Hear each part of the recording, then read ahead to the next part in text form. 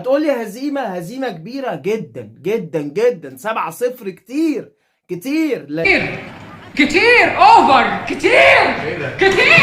السلام عليكم. جلوري مان يونايتد. ايه انت بتقول ايه؟ جلوري مان يونايتد؟ بقول جلوري مان يونايتد. هفضل اشجع المان يونايتد لان ده فريقي من سنة 98 وانا بشجع الفريق ده، بشجع اللوجو ده، بشجع النادي ده. هتقولي هزيمة كبيرة جدا جدا جدا. 7-0 كتير كتير. كتير اوفر كتير. يعني لو في حجز كورة مش هروح العب معاكم كورة تاني.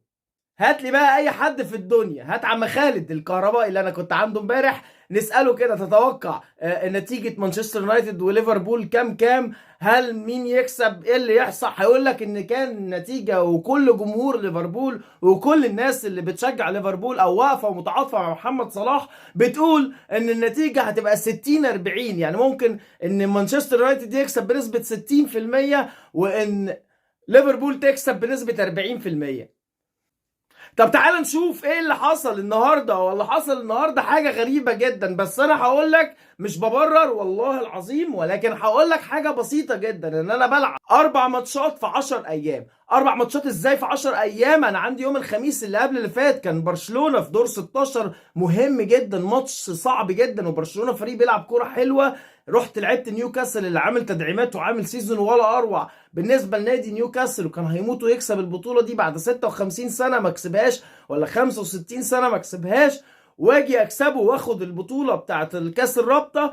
اروح يوم الاربع وابقى متاخر والفرقه تبقى تعبانه ومرهقه ومش قادره، وموضوع عمليه الروتيشن تين هاج عمال يحاول يعمل روتيشن، معهوش خامه تعمل روتيشن. معلش مع احترامي ليك، لما يطلع فريد النهارده، لما ينزل ماكتوموناي اللي هو اصلا انا عايز ابيعه في اخر السيزون لانه مش على مستوى مانشستر يونايتد، فانا ما عنديش لعيبه اصلا. وبلعب النهارده بعد ماتش كمان ويست هام يوم الاربع اللي صعدت بيه لدور الثمانيه في كاس الاتحاد، وكسبت بعد ما كنت متاخر 1-0، كسبت 3-1 في الشوط الثاني من الدقيقه 70 لحد الدقيقه 90. تعبان يا كابتن. لا والله تعبان ده والله تعبان. وكمان اروح الاعب ليفربول في الانفيلد في ارض ليفربول. ايا كان ايه اللي بيحصل في الدوري، هو التاسع العاشر والسابع، وهو دلوقتي وصل للخامس، عشان ما حدش يقول لي يا معلم لو وصل للخامس بعد النتيجه دي. ليفربول اهم حاجه عنده هو ديربي مانشستر يونايتد معاه، لان مانشستر يونايتد وليفربول زي عندنا بالظبط الاهلي والزمالك. انا ما ينفعش اتغلب من الاهلي لو انا الزمالك، وما ينفعش اتغلب من الزمالك لو انا الاهلي. نفس السيناريو بالظبط موجود في انجلترا، دول اكبر ناديين في انجلترا، ده واخد 20 وده واخد 20 بريمير ليج. النهارده يورجن كلوب وليفربول عامه ولعيبه ليفربول كانت بتقاتل في الملعب. ارنولد قبل الماتش قال ايه؟ قال ان انا مش قادر ابص على مانشستر يونايتد وهي بترفع بطوله لاني بكره النادي ده. يا معلم اكره النادي ده، بس النادي ده غصب عنك وغصب عن اي حد في ليفربول مدينتك او اي حد بيشجع ليفربول. هو اكتر نادي واخد البريمير ليج وانت اللي لسه محصله وواصل ل20، وكان في فجوه وانت كنت سابق وانت كنت معدي لحد ما السير اليكس فيرجسون وسع الفرق دوت ورجع تاني ووصل ل20 بطوله، وانت قعدت 30 سنه مش عارف تاخد دوري، وبعد كده اهو خدت الدوري بابننا محمد صلاح المصري اللي انا اصلا يعني انا مش عارف. يا صلاح والله انت بتستنى مانشستر يونايتد عشان اشتمك؟ يا صلاح اقسم بالله انا بحبك، بس انا ما ينفعش ان انا ابقى بتلاعب فريقي واشجعك اكيد.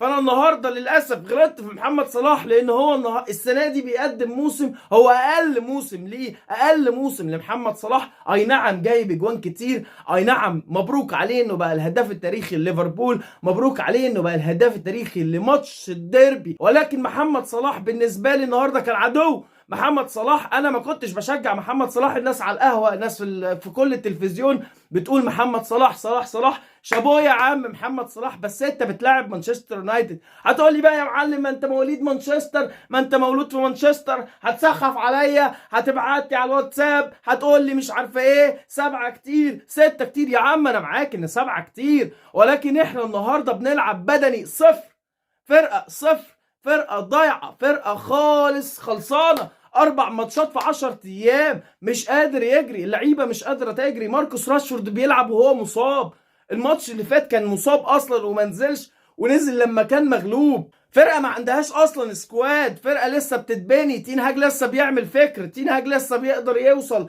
يكسب برشلونه في دور 16 في يوروب ليج، بياخد من نيوكاسل كاس الرابطه، ويقدر ان هو ياخد البطوله ويكسبها في ظل وجود مانشستر سيتي وليفربول وكل الفرق دي اللي خسرت وهو كسبها. بيوصل لدور الثمانية في كاس الاتحاد الانجليزي. هارد لك لمانشستر يونايتد، هو الثالث دلوقتي، هو الثالث.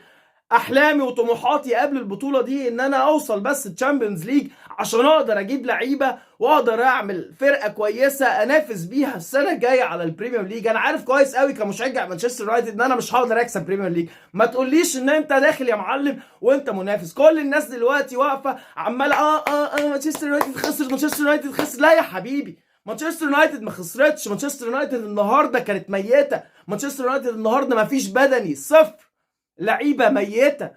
عندي سكواد 13 14 لعيب بس. شكل مانشستر، باذن الله نرجع تاني ونكمل الخطه اللي بناها تين هاج.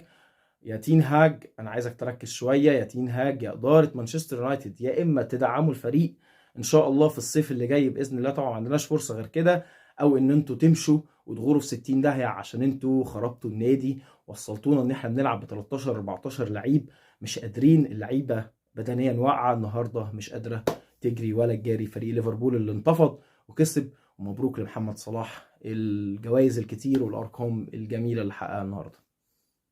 سلام.